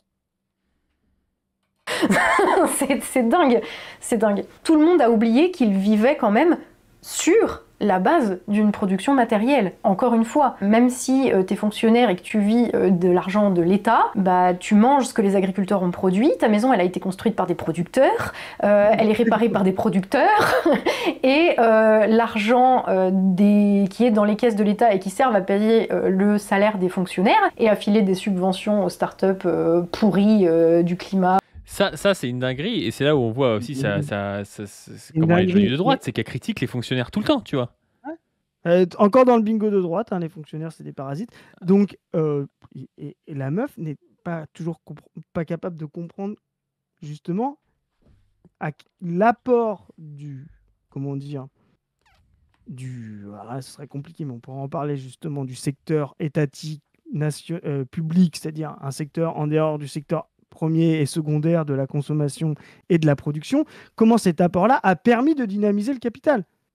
Là, je l'envoie à la Calir Frio, si ça l'intéresse. Mais tu vois, justement, tout ce que le capital n'a pas pu faire parce qu'il était limité justement par ses logiques concurrentielles et sa logique de profit à court terme, ça a été permis justement par la création de fonctionnaires qui ont permis de booster le capital. Tout le néolibéralisme et le Fordisme, que ce soit la période productiviste du Fordisme ou la période néolibérale, dépend de l'existence d'un secteur public non marchand, justement pour faire tourner les routes, les infrastructures, former les gens, etc. C'est-à-dire toute un capital pour lequel le capital ne dépense pas d'argent. Voilà. Donc considérer que le fonctionnaire est lui-même un type qui récupère de la valeur fabriquée par le capital privé, là, on est vraiment... Mais on n'est même pas dans le néolibéralisme, là, qui sont des gens plus sérieux que ça. On est dans le libertarianisme le plus débile, tu vois. Donc, c'est catastrophique. Mais attends, le truc en plus, c'est que la meuf, je suis désolé. La Sécu, l'éducation nationale, le système de santé. Mais oui, tout à fait, c'est tout à fait ça. Mais attends, surtout qu'en plus, qu'on soit bien d'accord. Elle dit, il y a les producteurs, tu vois. Elle dit les producteurs, c'est les mecs qui produisent des trucs, tu vois, concrets, on peut les toucher, tu vois. Du coup, cette catégorie lui permet de regrouper à la fois les petits bourgeois, des entrepreneurs, tu vois, et les ouvriers, puis les agriculteurs. Là, on est d'accord, ouais, ils produisent tous des trucs. Mais je suis désolé, il y a des fonctionnaires, ils produisent des trucs. Il y a des mecs qui bossent chez EDF, tu vois. Ils produisent de l'électricité, c'est palpable et tout. Mais eux, c'est plus des producteurs. C'est-à-dire qu'on voit que, en fait, derrière cette notion de producteur qui est ultra floue, elle va même pas jusqu'au bout en disant bah non, il y a des mecs qui produisent des trucs concrets, je sais pas, ils sont fonctionnaires, ils font des routes, ils font des trucs comme ça, ils produisent des trucs concrets, tu vois. Elle devrait le mettre dans les producteurs, mais elle les met pas dedans. Pourquoi ? Parce que ça lui permet pas de faire son espèce d'alliance d'extrême droite entre la petite bourgeoisie, la partie réac des ouvriers et les agriculteurs, qui lui permet d'avoir le discours de l'extrême droite du RN, de Zemmour et tout ça, tu vois. Parce que je suis désolé, il y a des fonctionnaires qui produisent des trucs concrets, c'est complètement con. Et la Poste, tu vois ce que je veux dire? Imagine sûr. demain, La Poste, c'est pas des demain, producteurs pour elle. le capitalisme technocratique moderne sans les services postaux. Non, mais c'est hallucinant, tu vois. Et EDF, pareil. c'est pas des producteurs pour elle. Non mais voilà, voilà. Les mecs qui produisent de l'électricité pour toute la France, c'est pas des producteurs. C'est vrai, tu vois. Et d'ailleurs, c'est aussi justement fonctionnaire. Toujours pareil, hein, c'est bon, c'est discutable. Moi, je vais penser que c'est une classe sociale en soi, mais c'est déjà plus proche d'une classe sociale, c'est-à-dire d'un statut, d'un rapport social au mode de production, comme ouvrier ou bourgeois ou petit bourgeois, tu vois, ou cadre, tu vois, ou salarié. Enfin, voilà, faudrait qu'on fasse un temps là-dessus. Mais c'est pas un métier. Tu vois ce que je veux dire? Comme tu l'as dit, tu peux être fonctionnaire et producteur et fonctionnaire et consultant. Il y a des gens. Bien sûr, il y a qui des sont consultants fonctionnaires. des- Les mecs qui font l'ENA, qui sont D'ailleurs- fonctionnaires. D'ailleurs, ça a été. D'ailleurs, tiens, pour l'anecdote, Lucie Casté, par exemple, c'est quelqu'un qui justement a critiqué justement et avec d'autres, hein, dans nos services publics, justement le recours euh, aux consultants privés, alors qu'elle dit justement, bah, il y a des gens des consultants publics issus des écoles publiques, etc., de haut niveau en France, et pourquoi on ne fait pas appel à eux, quoi. Voilà. Ou je ne sais quoi, pour faire des fresques à la con. En fait, ça, c'est de l'argent qui a été pris au mec qui répare ta maison. Et tout le monde a oublié ça. Moi, je suis sidérée. Alors Au que mec qui répare ta maison. L'argent. Ça a été pris au mec qui répare ta maison. En fait, dans sa tête, il y a 80% des Français, ils produisent rien, mais par je ne sais quel miracle, de l'argent leur est redistribué, tu sais, et tout vient des boulangers, des artisans, et puis des agriculteurs et les mecs qui réparent ta maison, quoi. Sauf si le mec qui répare ta maison, c'est un fonctionnaire, parce que alors là, c'est pas pareil. c'est l'évidence, tu vois. Mais bon, donc, en fait, il faut revenir à l'idée que ce qui fait la valeur d'un travail, c'est pas combien d'argent tu gagnes et combien de parachutes dorés tu touches à la fin de l'année. Je pensais qu'elle avait parlé de la théorie de la valeur, ce qui fait la valeur d'une marchandise, ce qui fait la valeur d'un travail, elle parle de la valeur symbolique, en fait. Et tu sais, en plus, elle passe de l'un à l'autre, la valeur travail, la valeur d'une marchandise. On ne sait pas trop si c'est les marchandises qui ont une valeur, ou si c'est le travail, ou si c'est le métier, Ah oui, on comprend rien. ou si c'est la classe, on comprend rien. Et si tu bosses 18 heures ou 25 heures par semaine, la valeur d'un travail, c'est aussi son utilité sociale. Et ça, tout le monde l'a complètement zappé. Donc voilà comment on convainc les gens d'aller bosser à l'usine, en leur donnant des avantages fiscaux et sociaux par rapport aux autres, en assumant qu'effectivement, ils font des métiers qui sont plus importants, plus utiles à la collectivité, et que donc, eh bien, ils méritent d'avoir des avantages. Donc mais pas en augmentant les salaires. Citation. De la formation, il faut former tous ces gens. Hein, t'envoies pas les gens comme ça sans leur apprendre à nager dans le grand bain, effectivement. Donc il faut mettre en place les structures qui permettent la formation, la reconversion vers les métiers de production. Ça me paraît assez évident. En anticipant même, hein, tu vois, les besoins. Mais là, c'est le programme, c'est Macron, c'est vraiment Macron, ça. Il faut former les jeunes à aller à l'usine tôt et tu puis vas voir, baisser les impôts. Elle fait un truc, Il va y avoir de droit, incitation, à la fois dans le formation. public et dans le privé dans les années à venir, de manière je dis pas avoir les trucs parfaitement carrés au poil de cul près, mais d'anticiper un petit peu les évolutions de la société en prenant en compte les innovations, etc. D'ailleurs, innovation qu'il faut aussi financer, mais c'est encore une autre question. Mais bref, pour anticiper les besoins, en fait, anticiper les besoins de la société. Et donc, petit commentaire de forme, tu sais, comme tu vois qu'elle travaille pas, les questions lui viennent en même temps. Oui. Tu vois qu'elle n'y a pas pensé, tu sais. Tu sais, elle est... Ah ouais, l'innovation. Ouais, c'est une autre question. Mais tu vois, l'ego de Tatiana, c'est un truc de foot. Il y a tu vois, c'est une question sérieuse. Attends. Il y a une question sérieuse dans le Tipeee. À ton avis, sur base de cette vidéo, des autres que tu as vues, à ton avis, c'est quoi la sociologie de son public sur Tipeee? Ça, c'est une question sérieuse, tu vois. Quel public ça touche, ça? Alors, ça touche pas mal de gens tu sais, qui sont plutôt bien payés, je pense, qui sont soit de de la classe moyenne haute, soit du petit entrepreneur, je pense, pas mal ça. Moi, je Beaucoup pense que de... le sujet collectif de Tatiana, c'est des gens qui savent pas se situer dans le rapport de production. Donc, qui doivent être de classe moyenne en crise, tu vois, ou d'autonomes. Des gens qu'on voyait beaucoup dans les Gilets jaunes, par exemple, quand ils sont dans le rapport critique à la société, sans être c'est-à-dire qui comprennent qu'elle ne fonctionne pas, mais qui pensent que c'est un problème de valeur. Donc, en fait, on doit avoir beaucoup de autonomes, de classe moyenne. Je pense qu'on doit avoir aussi des gens assez âgés, beaucoup plus âgés que ton Tipeee, par exemple, parce que c'est des gens qui, il y a 50 ans quand même, les métiers manuels, tu vois ce que je veux dire? Je suis pas Ça sûr. parle. Ça, je suis pas si sûr. Il doit y avoir Non, mais peut-être un peu. Mais moi, tu sais, j'ai quand même des gens âgés aussi qui suivent. Hein, mais il y a les deux. Non, euh, non, il y a les deux, mais je pense que tu vois, c'est des classes comme ça euh, moi, je pense qu'il y a qui beaucoup de suivent. jeunes qui se disent ouais, il y a 50 ans, c'était mieux parce qu'ils connaissaient pas Ouais, aussi. Hein. non, mais c'est ça.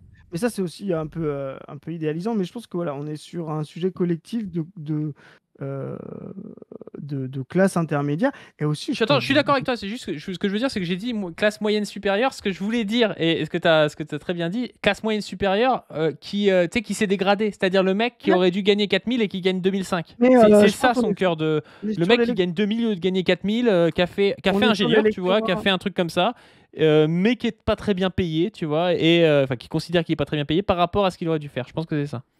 Je crois qu'on est sur l'électorat RN aussi, tu vois, Non. c'est-à-dire des gens qui. Je pense pas qu'il y ait beaucoup de gens qui gagnent pas énorme, qui regardent. Non, non, j'ai pas. Non, mais Pas dans les l'électorat classes. RN, c'est pas l'électorat RN, c'est pas simplement des Je classes sais. Mais du coup, elle a pas dépossédées. l'électorat RN. Elle a pas la partie la plus pauvre de l'électorat Non, RN. non, elle a pas. Non, je pense qu'elle a pas d'ailleurs, comme tout le YouTube d'ailleurs. Je pense qu'elle a la partie la Oui, plus moyenne, aisée de l'électorat RN. exactement. Tu Je vois, suis d'accord avec toi. qui pense qui est encore, tu vois, qui est encore intégré, qui a un métier, etc. Mais qui trouve que bah, on devrait revenir à l'État, la souveraineté, il faut savoir se faire respecter, etc. Je pense que tu vois, ça c'est. Donc on va avoir là-dedans, on va avoir des moyens jeunes, quelques vieux, euh, des gens étudiants dans comme elle, par exemple, tu vois, des gens qui ont fait des facs ou qui font des métiers un peu bullshit, mais qui se disent, mais j'en ai conscience. Je Ouais, trouve ouais. ça nul. Donc ça Mais va elle a plus me. du 35-45, tu vois, que du Ah 18-30, tu voilà, vois. je suis d'accord. 35-45. Ouais. Et bon, Ouais. qu'on accélère là. Donc anticiper les besoins en termes de main-d'œuvre et donc les places en formation, etc. Ça, c'est des questions logistiques. Je vais pas rentrer dedans maintenant parce que de toute façon, c'est pas le sujet de la vidéo. Mais voilà. Donc, incitation de formation. Et 3, bah, la valorisation. Voilà, culturellement, valoriser les métiers manuels. Putain, c'est tellement beau, il y a 1, 2, 3 points. J'aurais pu faire une présentation PowerPoint, mais ça fait trop consultant. Je peux pas lire les PowerPoint, donc c'est mort. Mais voilà. Ouais, Elle t'as fait du vu YouTube, t'sais. C'est Genre, bien, c'est c'est bien, vachement, c'est que c'est vachement pas consultant, t'sais. la meuf vient de faire un travail, pour en avoir vu, de consultant de A à Z. Alors, rien produit si ce n'est des idées. Et comme je l'ai dit, moi, voilà. Elle te le met en forme comme ça, là, un petit programme, etc. Et puis elle s'en rend compte. Et elle se dit, ah, mais non, mais ça va. Que du coup, c'est pas sur PowerPoint. Bah oui, Tatiana. C'est vrai qu'il suffit de pas utiliser PowerPoint pour pas être aussi parasitaire qu'un consultant. Ça me paraît même assez simple. Et donc au final, tu vois, la question que le gars pose là dès le début, comment convaincre les gens d'aller à l'usine, bah, en fait, c'est une question qui est assez simple à résoudre. Et c'est un peu ce que je reproche à ces gens-là, tu vois. C'est une question qui est assez simple à résoudre, t'sais. Regarde, écoute bien. C'est toujours de poser la question par le prisme des individus. Oui, mais les gens, ils veulent pas travailler. Enfin, si tu fais une généralisation parce que toi, t'as pas envie d'aller bosser à l'usine, ou parce qu'on t'a foutu dans le crâne que c'était pas bien de travailler de ses mains et que donc tu imagines. Merci Diamond pour son raid. Merci. Là, on est en train de regarder du Tatiana, du coup, on react un petit peu. En extrapolant que c'est pareil pour tout le monde. remercie. Mais en fait, ça ne marche pas comme ça. Une société n'est pas un individu, justement, et il y a des moyens d'inciter les gens à travailler dans des métiers qui sont, en plus, c'est même pas juste utile, c'est qu'ils sont essentiels, ils sont fondamentaux. Les métiers essentiels, ouais, c'est du macronisme, ce truc. Ah ouais. Tu On connais les pas paye pas Diamond? plus. Diamond, c'est un mec qui fait des lives souvent avec Calivision aussi et qui fait des lives un peu du journaliste politique et tout. Mais c'est vraiment quali et c'est peut-être trop quali, tu vois, pour avoir un gros nombre de viewers du coup, parce que si tu veux, il va pas être dans le troll tout le temps et tout. Ça va être des trucs un peu plus sérieux que ce qu'on fait là, tu vois. Ça va être de la lecture d'articles et tout, mais c'est super Eh intéressant du ben, coup.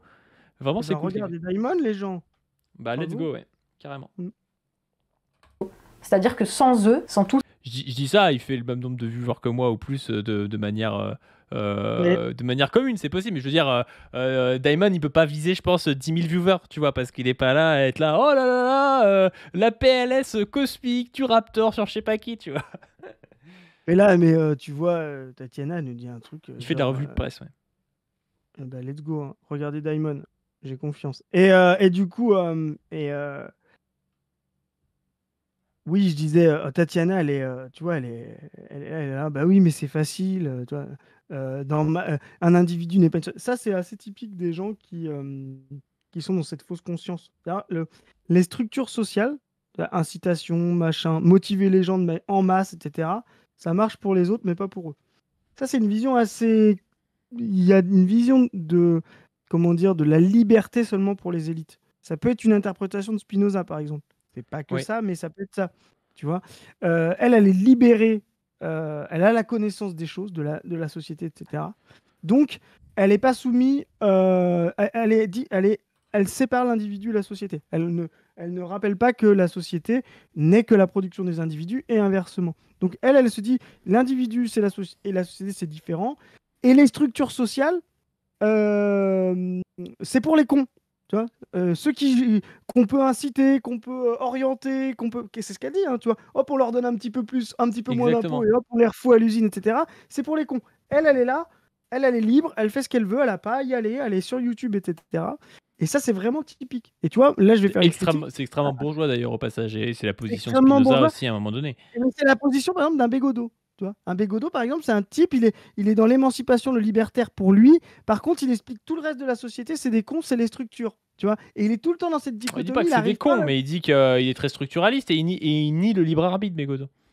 Exact. Oui, sauf pour lui, tu vois. Sauf quand lui, on lui dit, ce Je sais serait pas, bien que je tu. sais pas s'il nie Tu son vois. libre arbitre en soi, tu vois. Je pense qu'il serait assez cynique pour dire, bah non, j'ai aucun libre arbitre, tu vois. Oui, mais quand ça l'arrange, si tu veux. Mais ce qu'il n'arrive pas à comprendre, Bégodeau, c'est que libre arbitre ou pas libre arbitre, quand lui, il fait une connerie sexiste, il reproduit des structures de la société. Donc il y a bien un lien réel et permanent entre l'activité des individus pour la société et la société sur les individus. Il n'y a pas de séparation fondamentale. Mais il y a HB Kalive qui s'est abonné, qui dit doser sur Bégodeau SVP. Mais il faut qu'on fasse ce débat. Faut-il cancel Bégodeau avec Antoine Goya Doser et sur Position Bégodeau, Revue? c'est pas, Ça, c'est ça pas va être votre bien. gamin, Bégodeau. C'est bon, on a le droit de le critiquer. C'est pas votre daron. C'est pas votre patron. C'est pas votre entrepreneur. Ça va, les gars. On a le droit de critiquer Bégodeau. Mais Critiquez-moi, critiquez pas du. C'est bon. attends, j'avais un truc. Oui, c'est un peu le même rapport qu'a un mec comme Julien Rochdy avec la religion. Julien Rochdy, il dit au fond, la religion, bon, moi je suis nietzschéen, je suis athée, tu vois, mais au fond, c'est quand même pas si mal la religion pour les débiles, tu vois. C'est le mec qui te dit, bon, les structures, c'est bien, mais pour les autres, tu vois, parce que les autres, ils sont trop débiles, moi je suis libre, mais les autres, ils ont besoin des structures pour pas être violents, pour s'aimer les uns les autres et tout, alors que moi, je suis libre. Non, mais c'est ça. Donc, t'as toujours cette. Et elle est très là-dedans, tu vois. Elle dit ouais, c'est simple hein, d'envoyer les mecs à l'usine, parce que c'est des masses. Donc, avec des bonnes organisations. Une bonne technique sociale, ça c'est typique aussi des bourgeois. Une bonne technique sociale, on envoie les masses à l'usine, mais moi je reste sur YouTube, tu vois. tous ces gens-là qui portent littéralement la survie de la France sur leurs épaules en étant toujours plus écrasés, tu vois, qui en rajoutent toujours plus de boulets aux pieds, des poids sur les épaules, des chaînes, des machins, eh ben, ils continuent de porter la France sur leurs épaules. Et donc, en fait, c'est ces gens-là qu'il faut un petit peu favoriser, un petit peu valoriser. C'est juste assumer que les valeurs de la société postmoderne, néolibérale là qu'on nous vend, en fait, c'est de la merde. C'est de la Puis c'est tellement condescendant de dire ah ouais, non mais ouais, faut valoriser, mais bon, ces petites gens-là, faut leur donner des miettes, quoi. C'est vraiment pas. Enfin, je trouve que c'est totalement abusé comme truc. merde et ça va nous tuer. Tu vois, c'est ça. Donc, il faut applaudir les caissières Ah, et c'est les ça, ouais. médecins et les soignants pendant le Covid, pendant que nous, on était à la maison, quoi, en train de relire Flaubert. va falloir un petit peu revenir à l'essentiel. Et l'essentiel, c'est manger, produire de l'énergie pour pouvoir produire les biens qui nous sont nécessaires. Mais Voilà. produire l'énergie, Donc, la si t'es France- fonctionnaire, par contre, ça marche pas. Hein. Mais en plus, produire de l'énergie, juste, la France, c'est quand même le pays qui a la plus grosse boîte d'énergie du monde, EDF, mais on a l'impression qu'on la fabrique à l'extérieur. C'est les Et Chinois tout qui est- fabriquent. C'est marrant, comme tout est en dehors de la réalité. La meuf a dit revenir à s'il y a bien un seul truc, alors, on en produit même trop, on est obligé de spéculer dessus, etc. Mais s'il y a bien un seul truc qu'on fait en France, c'est produire de l'énergie en Et l'énergie en produire à masse. bouffer aussi, d'ailleurs, parce qu'elle dit produire. Et produire à bouffer, on C'est a la des plus trucs qu'on fait grosse. pas trop mal. Hein. On a la plus grosse production agricole d'Europe, on a la plus grosse société en bâtiment, elle qui adore les maisons, Bouygues, Vinci, Eiffage, les sociétés de construction. Donc elle est complètement en décalage avec le concret, quoi. Donc voilà, c'est la question de comment donner envie aux gens. En fait, c'est la plus simple. La vraie question, là, qui commence à être beaucoup plus difficile, c'est celle de comment tu ramènes les usines. Tu vois, les usines dans lesquelles tu vas donner envie aux gens d'aller travailler. Ces usines-là, parce qu'elles sont plus là. Là, tu vois, ça implique de se creuser un petit peu plus que sur des questions individuelles. C'est drôle, c'est que envoyer des armées d'individus en masse dans les usines, c'est facile. Par contre, construire des usines, ça, c'est une vraie question. Tu vois, là, on est vraiment dans la vision bourgeoise de la société. Tu vois. C'est-à-dire, elle a inversé, elle est dans le fétichisme du capital et de la marchandise. Pour elle, faire une usine sur le sol, de ramener des usines, ça, c'est une vraie question politique. Parce qu'en fait, là, comme si l'usine et l'économie avaient son autonomie propre et la faire dévier de sa logique, c'était compliqué. Par contre, les individus, les masses, les envoyer en cohorte à l'usine, une petite réduction d'impôts, 3 plans de formation, et puis on leur dit bravo quand ils débauchent, et puis c'est bon, quoi. Bah, c'est incroyable. Implique de remettre en cause au niveau de l'État notre appartenance à des systèmes de libre-échange mondialisés, par exemple. Tu vois, ça implique quand même... Mais attends, elle est pour les petits entrepreneurs, mais elle est contre le libre-échange maintenant, alors qu'elle est pour les suppressions d'impôts. Enfin, on comprend rien. Hein. D'autres questions, ça implique d'autres responsabilités qui ne sont pas vraiment le sujet de cette vidéo, mais c'est juste pour vous dire que donner envie aux gens de faire quelque chose, en fait, c'est pas le truc, c'est pas ça en fait le problème. Le problème, c'est qu'il n'y a plus d'usines et c'est comment on les ramène en fait. Parce que clairement, filer des... Comment on les ramène? Je sais pas si tu as réussi à avoir plein de gens qui veulent aller bosser et tout dans des trucs manuels, tu leur fais construire des usines. Tatiana, c'est pas compliqué de construire une usine, tu vois. C'est surtout qu'il n'y a plus d'usines. Si, il y a des usines, Tatiana. Il y a toujours des usines. Mais qui sont en Chine ou au sud.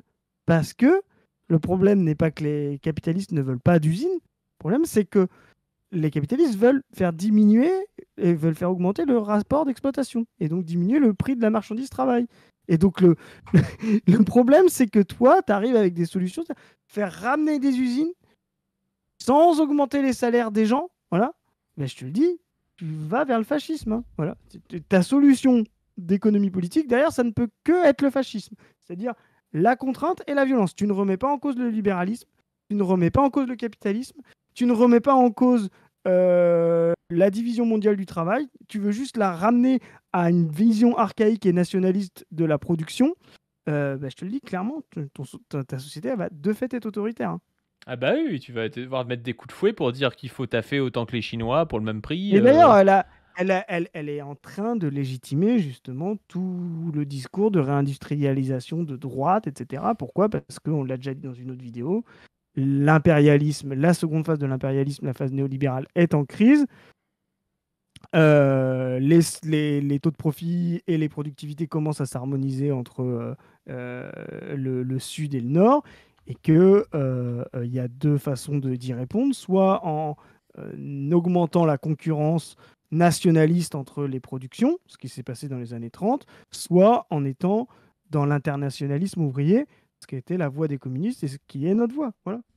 Donc nous, notre but, c'est pas de se dire on ne veut plus que ce soit produit par des Chinois. C'est pas ça en soi. Effectivement, il y a plein de trucs qui méritent d'être pas produits en Chine parce que la surconcentration pose aussi des problèmes écologiques, etc. Mais il n'y a pas de problématique il n'y a pas de supériorité morale d'une matière première, qu'elle soit fabriquée par un Français ou par un Chinois. Voilà. Des crédits d'impôt et des avantages fiscaux aux patrons d'entreprises qui ont déjà délocalisé à l'étranger pour qu'ils reviennent, comme le fait Macron d'ailleurs, hein, donc notre argent, donc l'argent des producteurs qui sont encore sur le sol français, qui sont taxés à mort. Donc on prend leur argent pour le refiler via des subventions et de l'argent public et des crédits d'impôt à des salopards en fait qui ont pris les usines, nos moyens de production qui étaient sur le sol français, qui faisaient travailler des millions de gens, qui employaient des millions de personnes en France jusqu'à il y a encore quelques dizaines d'années, à une génération au-dessus, ils les ont pris et ils les ont mis où ? À l'autre bout du monde où ça leur coûterait moins cher. Là, tu commences à rentrer dans le vif du sujet. Là, tu commences à te poser les vraies questions politiques qui impliquent des décisions pas forcément faciles, qui impliquent des rapports de force, parce que, évidemment, Carlos Tavares, qui a délocalisé la production de voitures Renault après avoir acheté via des consortiums, etc. Tu vois, Tavares, lui, il va pas se laisser faire, en fait. Lui, c'est pas comment tu va lui donner envie de revenir en France. Il va pas avoir envie de revenir en France parce que les Chinois lui coûteront toujours moins cher. Donc là, tu vois, on commence à poser des questions. Et tu penses quoi de Carlos Tevez par rapport à Carlos Tavares? Carlos Tevez, excellent joueur. Malheureusement, Intéressant. un peu trop blessé à son arrivée à Manchester. Un très beau joueur. J'aime beaucoup. Le comment donner envie, oui, ça me paraît assez facile par rapport à tout ça. Voilà, comment tu crées des fonds souverains pour que les Français, par exemple, qui ont envie d'investir, eh bien, leurs investissements ne partent pas on ne sait où, dans la bulle financière ou on ne sait pas quoi, mais servent à financer le retour de la production sur le sol national. Qu'est-ce qu'elle raconte? Là, elle est en train de dire, ouais, il faut qu'on gère mieux les Français qui veulent investir. Mais qu'est-ce que c'est que ces histoires-là? Non, mais on revient à des modes néolibéraux. Mais ce qui est drôle, en fait, c'est que le débouché, là, c'est vraiment... T'as vu? Elle a dit, voilà, quand il y aura des usines, il faudra surtout pas les payer trop cher, faire des réductions, travailler sur les impôts, contraindre les gens, ce qu'elle appelle l'incitation, faire de la formation, etc., les transformer. Et par contre, ce qu'il va falloir faire, c'est aussi capter les usines qui sont parties et les remettre en France de force contre la bourgeoisie. Bon, ça, typiquement, tu vois, ça, c'est un programme fasciste. C'est un programme qui est centré sur l'État, la force de l'État, pour contraindre le prolétariat localement et également contraindre la bourgeoisie. C'est aussi des gens qui ont du mal à comprendre que le fascisme est une solution, est un dépannage de la bourgeoisie en crise face au communisme. Mais ce n'est pas le mode normal de la bourgeoisie. Donc la bourgeoisie, quand elle sombre dans le fascisme, elle ne le fait pas de gaieté de cœur non plus, parce que ça empêche quand même un peu de sa liberté. Là, Tatiana, elle propose une solution authentiquement fasciste, c'est-à-dire la survalorisation de l'État et de la nation pour contraindre le prolétariat et contraindre la bourgeoisie à marcher dans son sens. Tu vois, ça c'est des idées qui peuvent être à creuser, qui sont à réfléchir, etc. Mais bon, bref, c'est pas vraiment le sujet de cette vidéo. Là, je voulais répondre à cette question, cette interpellation plus qu'il y avait sur Twitter, parce que je trouvais qu'elle soulevait des problèmes qui étaient quand même malgré tout intéressants. Et d'ailleurs, ça tombe bien, là-dessus, je donne aussi des éléments de réponse dans mon livre qui, ça tombe bien, vient de sortir. Donc si jamais ça vous intéresse, vous pouvez le commander sur le site lefildactuédition.com. Je vous mettrai les liens dans la barre d'infos. De toute façon, c'est aussi des questions qu'on va continuer d'aborder sur cette chaîne. C'est quand même l'objet principal de la chaîne. C'est quand même ça. Enfin, en tout cas, pour moi. Ouais, je pense qu'on peut arrêter là. Je pense qu'on Juste, moi, on va finir. Je vous montre une petite affiche. On finit. Ça, c'est une affiche anti-bolchevique de Vichy pour montrer ce que c'était le socialisme français. Et vous allez voir à quel point ça correspond aux structures mentales de Tatiana. Donc, vous voyez, et à la fin, vous voyez, le socialisme français, c'est la suppression du prolétariat. Comme ça, on pourrait se dire, incroyable, tu vois, hein? Pas du. Mais on va voir à la fin, tu vas voir à quel point c'est vraiment la position étatique. Alors, qu'est-ce que c'est le socialisme français? C'est le respect des traditions spirituelles, corporatives et syndicales de notre classe ouvrière, la réintégration du monde du travail dans la communauté nationale. Tu vois, ça, on est dans le producérisme et dans le travail. Donner à chaque travailleur un salaire correspondant à ses besoins vitaux. Tu sais ce qu'elle a dit? Besoins vitaux, c'est important, etc. On ne vaut pas mieux que de vivre. Et à ses œuvres et à son rôle, donc son utilité sociale et nationale. D'accord? Le changement des rapports humains dans l'usine par l'esprit communautaire, tu vois, le fait que tout le monde soit utile, etc. La libération des classes moyennes et de la paysannerie de l'empire capitaliste. Donc, tu vois, il y a un discours qui s'apparente à l'anticapitalisme. D'apporter des solutions qui donneront à chaque ouvrier dans son travail initiative, responsabilité, donc valorisation, comme elle dit, c'est le programme de Tatiana, ça, c'est la partie valorisation. Donc tu avais l'incitation, etc. Alors déjà, ils étaient plus à gauche que Tatiana sous Vichy parce qu'ils voulaient quand même augmenter les salaires, tu vois. Et puis ensuite, on a la protection de la famille, etc. Et surtout, tous les Français, la promesse d'un avenir meilleur, c'est pour l'ouvrier, le paysan, l'artisan et le chef d'entreprise, l'avenir un avenir digne et libre, la suppression du prolétariat. Et ça, tu vois, à quel point ça ressemble aux structures mentales de Tatiana. Et là, on est dans le confusionnisme, tu vois. Et ben, je trouve que c'est assez intéressant. Ouais, mais c'est super intéressant, ouais. C'est super intéressant. ça, Ce serait bien qu'elle remplace l'affiche Libération derrière elle par cette affiche-là. Exactement. Ouais. Et bah du coup, est-ce que on s'arrête là? Je te remercie d'être passé, Christophe.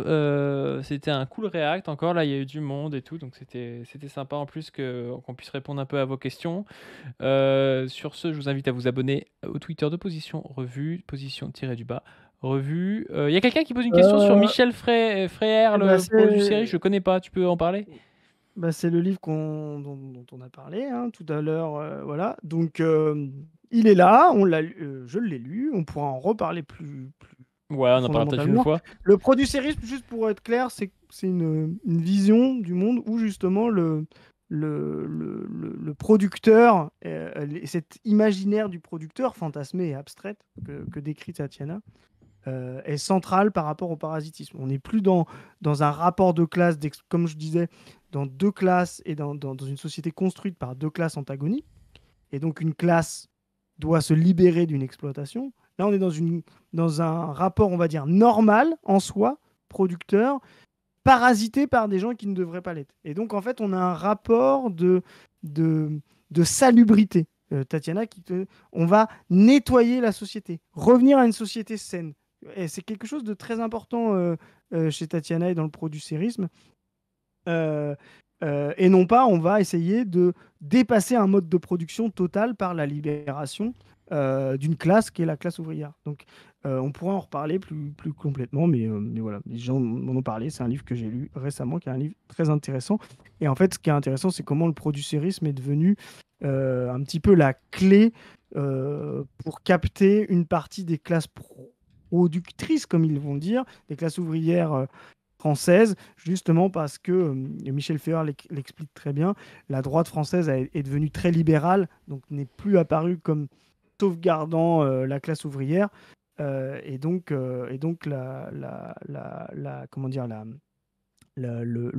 logique de les producteurs contre les parasites est devenue à remplacer dans certaines parties de la classe ouvrière la logique de prolétariat et de bourgeois. Eh bien, nickel. Bon, bah, on se dit à plus sur ça. N'hésitez pas à donner sur le Tipeee, à vous abonner à ma chaîne principale, Pat During, PASDUHRING, et à vous abonner au Twitter de Position Revue. Allez voir le site internet de Position Revue. Et sur ce, on se dit à plus. Salut les gens.